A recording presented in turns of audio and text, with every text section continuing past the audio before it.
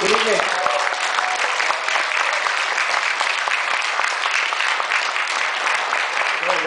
Welcome back for night 2 of this year's Noir City Festival. Last night was really great. We had a fantastic crowd here. There's great energy. I am very happy to be back in Seattle.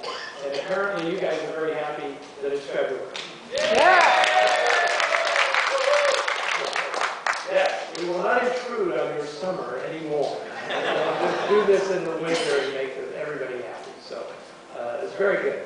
So as you know, well, before I get into that, they handed this to me so I wouldn't forget to say this. Look, here's the deal. I get up here and I flap my gums quite a bit, but not nearly as much as I flapped them on the SIFF cast, the podcast, which is now on air.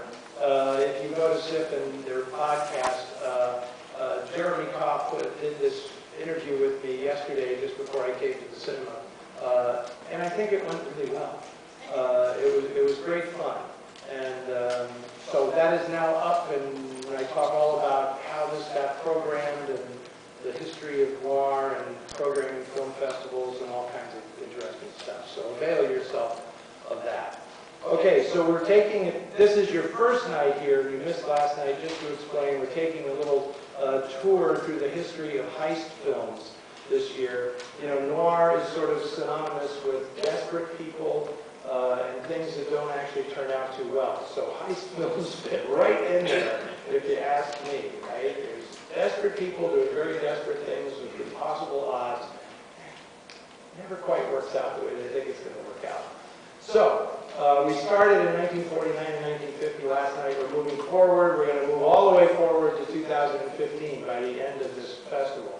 And I hope it's edifying for some of you to see how things change and progress, and not just in the cultures that you're going to see on the screen, or how the stories are written, or what they could do in 1960 that they wouldn't have done 5 years earlier, or how the filmmaking styles change.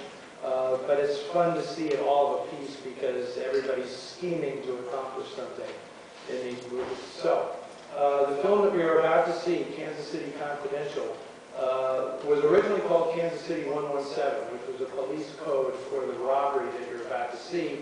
But producer Eddie Small, the guy behind this movie, at the time this was made, there was a very, very popular series of books being written by these guys, Jack Layton and Lee Mortimer, who went around the country and talked about the underworld and the vice in cities all around the United States. And this was their confidential series, right? Hollywood Confidential, New York Confidential, Chicago Confidential.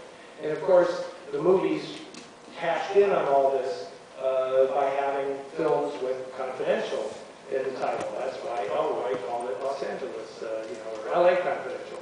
And Eddie Small actually had to buy the title from these two writers because they had pretty much gotten the trademark of confidential in the title of all these things. A very interesting thing to note, and look up Eddie Small sometime because nobody talks about him in the course of film history. And he was a very important independent producer and a guy who really battled the major studios and claimed that they were arrogant and spent way too much money making movies, and he knew a better way to do it, which he demonstrated in the 1950s.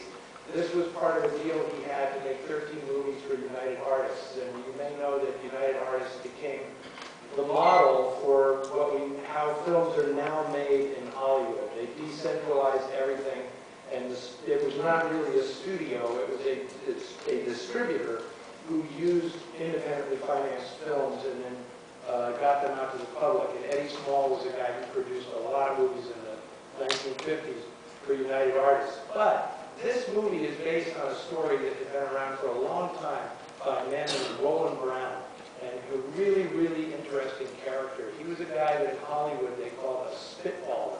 He really had no film background, no theater background or anything. This guy really was kind of an underworld character who said, they need to know what it's really like out in Hollywood. And he showed up there in the early 1930s and would take meetings with the studio executives and basically just sit in their office and say, you need to do a story about a guy who does this and this and this. And they would just buy it and hand him a check for $10,000 and he'd go to the track and spend all his money. And this is how he lived, right? And so this is one of his ideas. The idea for the heist in this movie, and the guys who don't recognize each other, and the one guy who's going to get even with the dudes who framed him. This is his idea.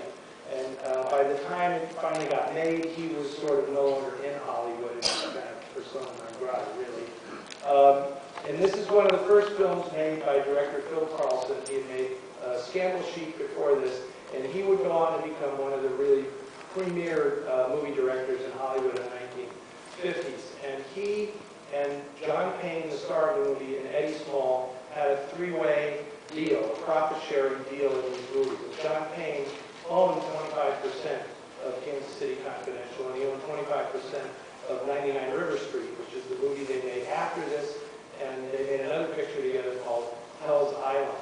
And John Payne, who had been like a song and dance man and was kind of a charming musical comedy kind of guy, like a number of other actors of this era, he kind of made that transition to the dark side and became a tough guy on screen. You may remember John Payne from Miracle on 34th Street, where he's the attorney that defends Santa Claus, you know. Well, he's not that guy in this movie.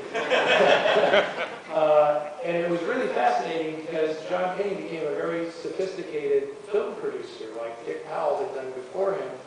And great bit of trivia is that John Payne was the first guy to option Ian Fleming's James Bond novels. Okay. John Payne wanted to play James Bond on screen, and he bought an option on Moonraker, which was the second Bond book, and he couldn't convince anybody in Hollywood to make this film.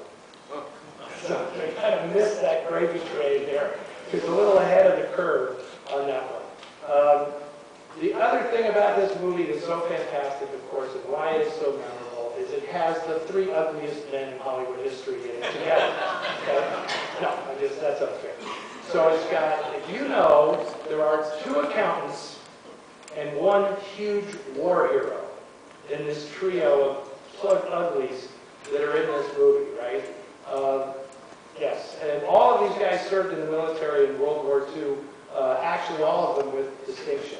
But Lee Van Cleef and Jack Elam were both accountants. So Jack Elam was actually the manager of the Bel Air Hotel in Los Angeles, and Neville Brand, who is probably the meanest son of a bitch in movies ever, is also one of the most highly decorated soldiers of World War II. He won every conceivable medal honor there was to win in World War II, and your reward for saving your country is you get to play a heavy in Hollywood movies for the rest of your life, okay?